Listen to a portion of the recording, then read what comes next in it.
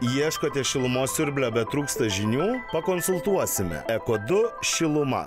Nenori vargti su malkom? Patogus šildymas Saurida Gas.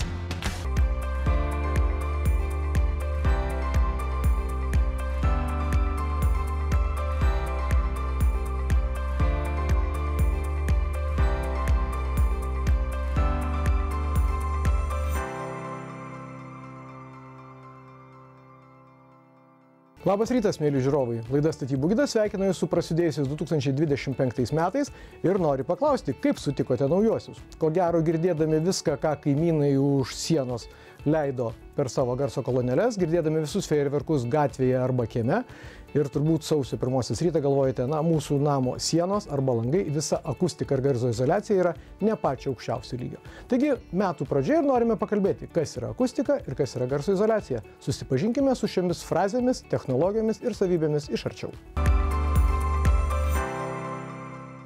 Žiemą norime savo namuose jaustis šiltai. Vasarą, aišku, įvertiname malonę vėsą.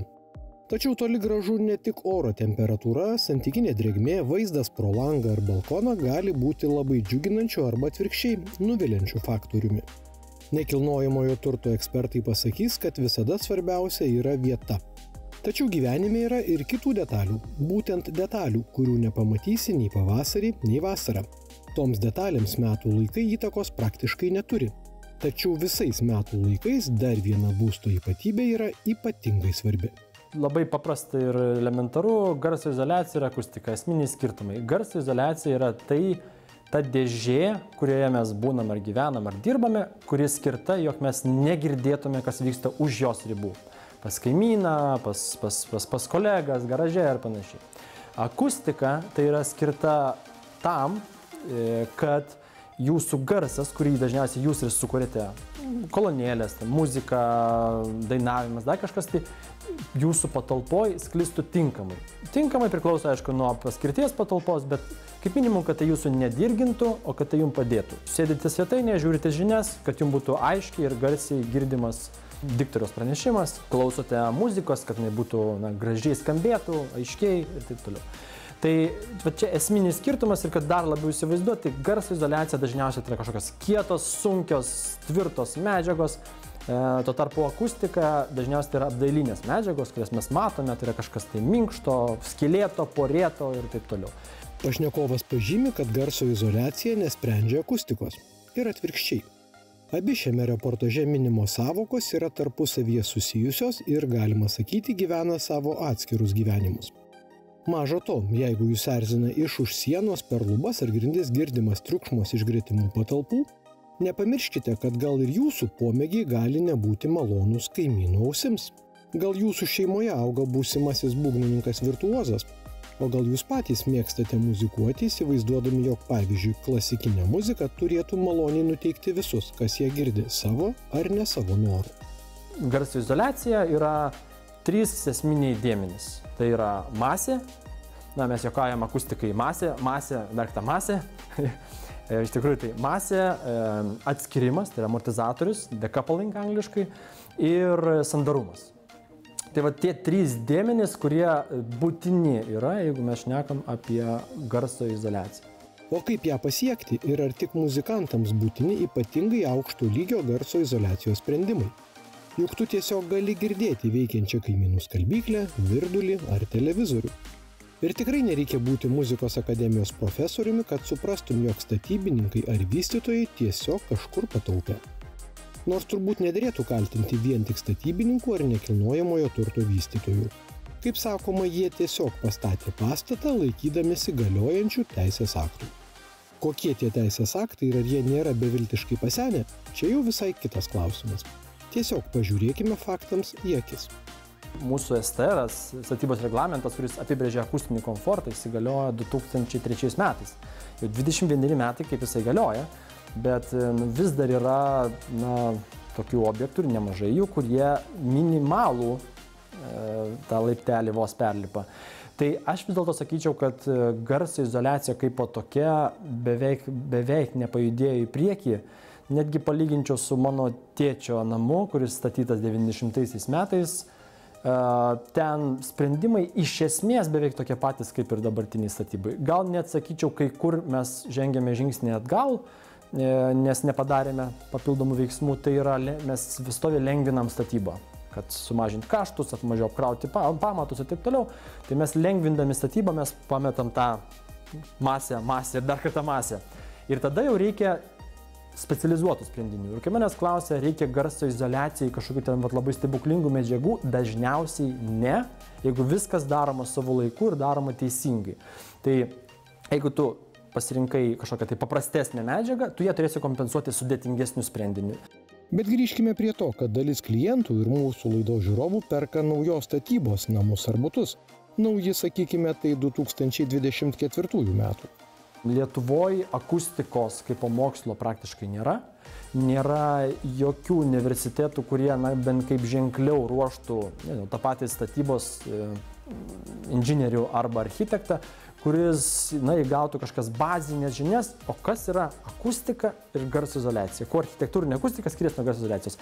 Dažniausiai, kai sutinku architektus, aš visą laiką stengiuosi jiems tokią paskaitėlę pravesti, įvesti juos, kad labai aiškiai išnekėtume. Nes dažniausiai būna taip, girdžiu kaimyną, tai jau susidėjo akustinės medžiagas, stop, išsiaiškinam, kur problema, su kuo sprendžiam ir kaip sprendžiam.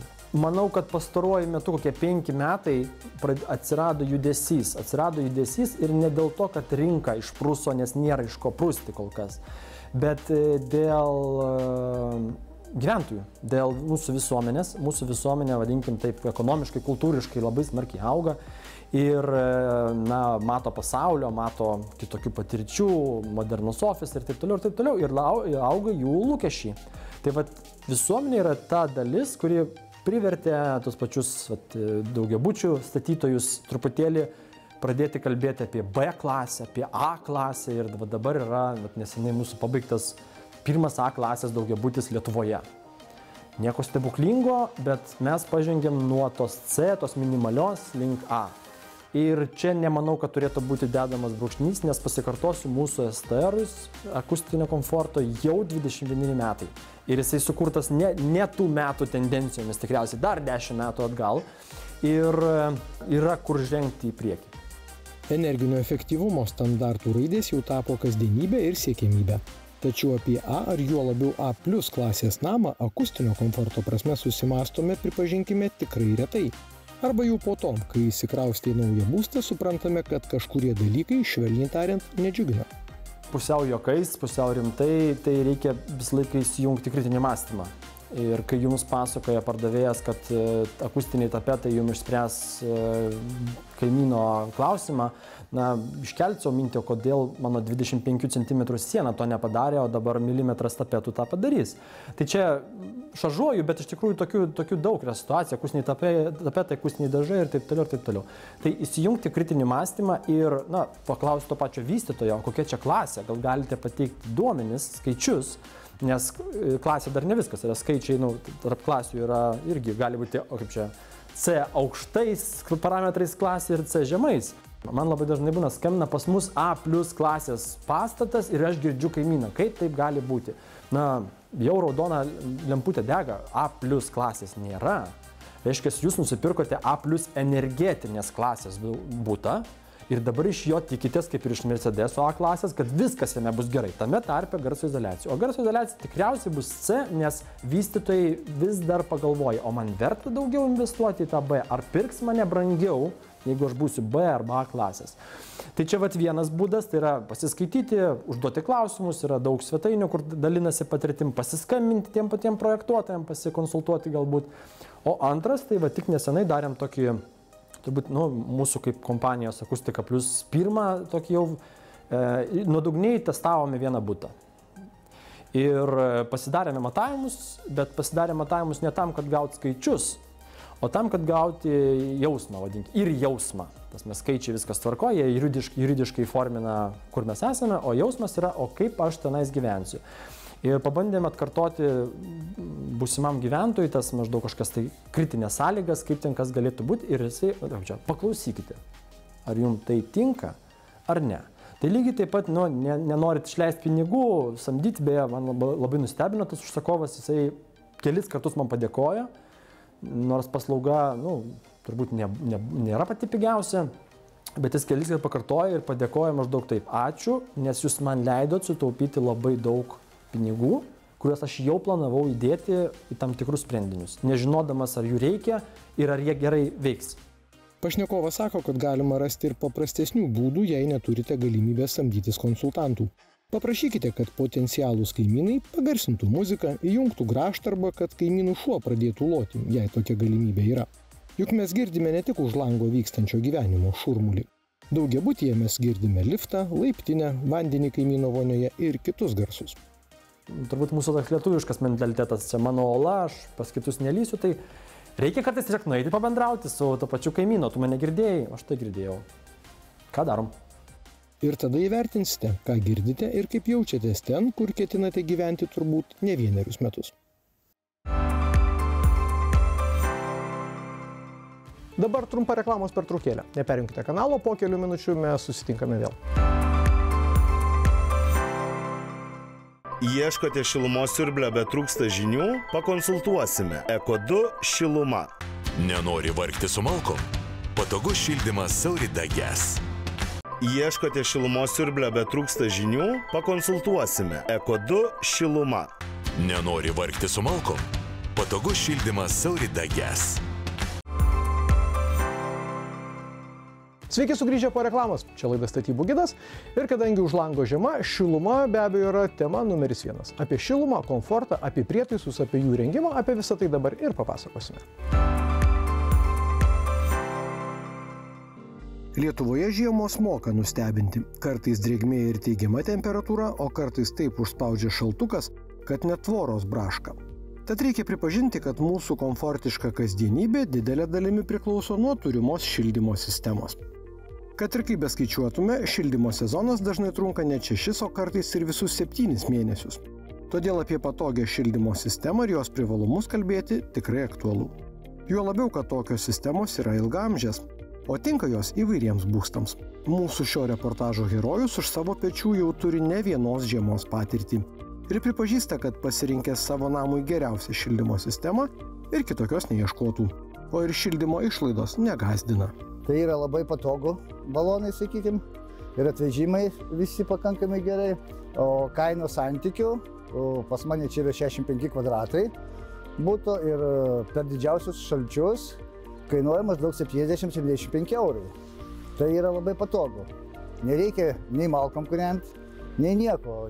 Čia, sakykim, baigėsi 3 balionai, GPS sudirba ir po 3 dienų pristato kitus 3 balionus. Tai patogumo atžvilgiu yra labai patogu. Ir šiuo metu tai greičiausiai nieko nekeičiau, nes tai yra geriausia. Pašnekovas vertina minimalę sistemos priežiūrą ir visada užtikrinta vienodą patalpų temperatūrą. Jokių papildomų rūpesčių visai nepriklausomai nuo to, kiek laipsnių už lango. Be to, šildymo dujomis sistema tinka ir naujiems, ir senos statybos namams. Ypač gal rekomenduočiau, kur, sakykim, turi sodybas, namukus atskirus, tai yra labai patogu.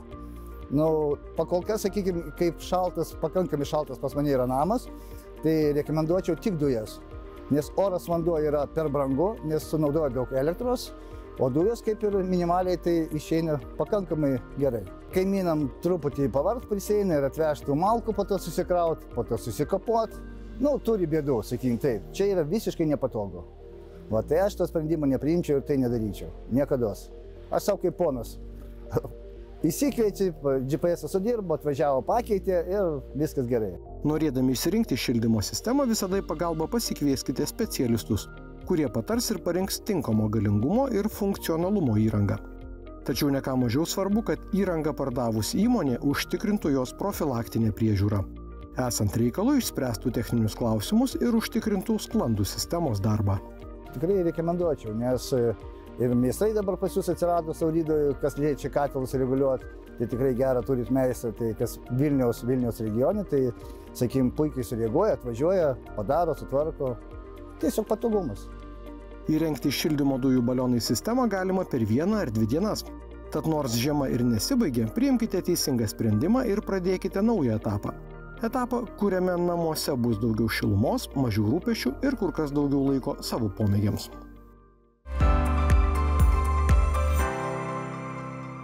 Metų pradžia yra pats tas laikas svarstyti ir planuoti kažką naujo. Jeigu turite planų nekilnojamojo turto srityje, be abejo, statybų advokatų patarimai tikrai bus naudingi. Viena iš temų dabar mūsų artimiausiame reportaže.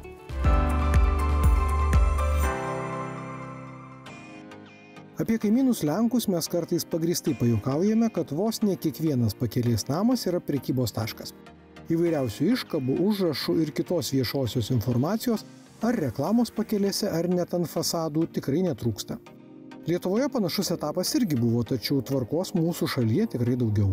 Ir jeigu jūs labai mėgstate, labai norite ir jums labai siūlo išdekoruoti savo namo sienas ar net stogą, sakykim, tam tikro prekės ženklo spalvomis ar net logotipais, įvertinkite visas situacijas. Nemažiau aktuali ši tema ir įmonėms, kurios norėtų nelietuviško pavadinimo ir didelės iškabos. Viešieji užrašai, kaip atsakot, ant pastatų sienų galėdavo anksčiau tiesiog užsirašyti, tai jie tikrai turi būti valstybinė kalba rašomi. Yra valstybinės kalbos įstatymas, kuris tai nurodo, bet klausimas atsiranda, ką daryti, jeigu, pavyzdžiui, įmonės pavadinimas yra anglų kalba arba dar kokia užsienio kalba. Tai iš tikrųjų čia gelbėja mūsų prekių ženklų įstatymas, kuris nenurodo, kad prekių ženklai turėtų būti rašomi būtent valstybinė kalba. Taip pat Lietuvoje galioja tiek Lietuvos, tiek ES, tiek tarptautiniai prekių ženklai.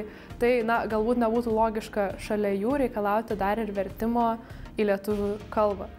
Bet žmonėm, kurie sugalvoja pasivadinti užsienio kalbos pavadinimu, turbūt reikėtų atsiminti kelis tokius svarbiausius momentus. Tai pirmiausia, svarbu būtų tikrai užtikrinti, kad užsiregistruojate tą prekių ženklą, nes visgi jeigu pakabinsite užrašą ant sienos, tai jisai bus viešasis užrašas, o ne prekių ženklas. Tuomet reikėtų atsiminti, kad reikia prekių ženklo galiojimą ir prasitęsti. Galiojimas dažniausiai būna 10 metų, bet vis tiek tie 10 metų prabėga gana greitai, tai reikėtų prasitęsti prekių ženklą. Trečias momentas būtų, kad prekių ženklą jau, jeigu užsiregistruojate, tai taip ir naudokite, kad būtų paprasčiau įrodyti, jog tai iš tikrųjų ir yra tasai užregistruotasis prekių ženklas, o ne tiesiog viešasis užrašas. Ant biuro durų ar fasadų esantis užrašai, nes kalbame ne tik apie pavadinimus, irgi turi atitikti galiojančius reikalavimus. Ženklas kaip toks tegul gali būti ir nelietuviškas, bet kitus užrašus ant pastato, tai pavyzdžiui darbo laiką, savaitės dienas, ar dirbate ar nedirbate, šiuos užrašus jau reikėtų būtinai rašyti lietuvių kalba, nebent jie yra prekių ženklo dalis. Registruotas ir įteisintas prekės ženklas suteikia ir apsaugą jo savininkui. Tačiau ar galima brėžti ribą tarp, pavyzdžiui, žinomo bei solidaus statytojo ir panašiai skambančios ar su papildomu žodžiu naudojamos grupės socialiniuose burbuluose, kur už panašiai skambančio vardo gali slėptis, nebijokime to žodžio, ne tik avantiūristai, bet ir aferistai. Jeigu yra registruotas žodinis prekių ženklas, tai yra tas pavadinimas, jie tikrai gali pareikšti jums pretenziją ir sustabdyti jūsų šitą naudojimą prekių ženklo netgi ir Facebook'e, netgi ir tiesiog kažkur svetainėje. Tuo labiau, jeigu tai yra domenas, kurį jūs pasiėmėte, kuris panašus yra į kitų prekių ženklą, ten yra atitinkamai irgi tam tikros taisyklės, kurios neleidžia pasinaudoti šitokiu būdu prekių ženklų žinomumu. Jeigu jūs ištiko tokia problema, kad kažkas naudojasi jūsų prekių ženklu arba panašiu labai prekių ženklu arba šiaip kokiu nors užrašu, kurį jūs esate užregistravę, tai kreiptis į valstybinį patentų biurą galite tiek patys, bet aišku, žinoma, su profesionalų pagalba tas ieškinys ir nusiskundimas tikriausiai bus sėkmingesnis. Nežinau, ar statybų kompanija pavadinus, pavyzdžiui, 3 paršiukai atsirastų drąsuolių, kurie pasakytų, kad toks vardas statybų versle jau registruotas. Nes ir pasakos apie 3 nelabai aukštos kvalifikacijos statybininkus versijų yra daug. Ir galimų autorių turbūt ne vienas. Todėl, jei norite apsaugoti savo prekės ženklą ir jį didelėmis raidėmis užrašyti ant biuro durų, pasirūpinkite ir teisinę reikalo pusę. Dėkojame už dėmesį, laidai Statybų gidas. Visas laidas galite rasti tv3play.lt platformoje arba mūsų laidos YouTube paskyroje. Labai norime ten būti jūsų draugais ir 2025 metais, su kuo dar sykį sveikinam ir linkime, kad tie metai būtų patys sėkmingiausi statybinė ir visomis kitomis prasmėmis. Mes su jumis susitinkame kitą šeštadienį 9:30. Iki pasimatymo.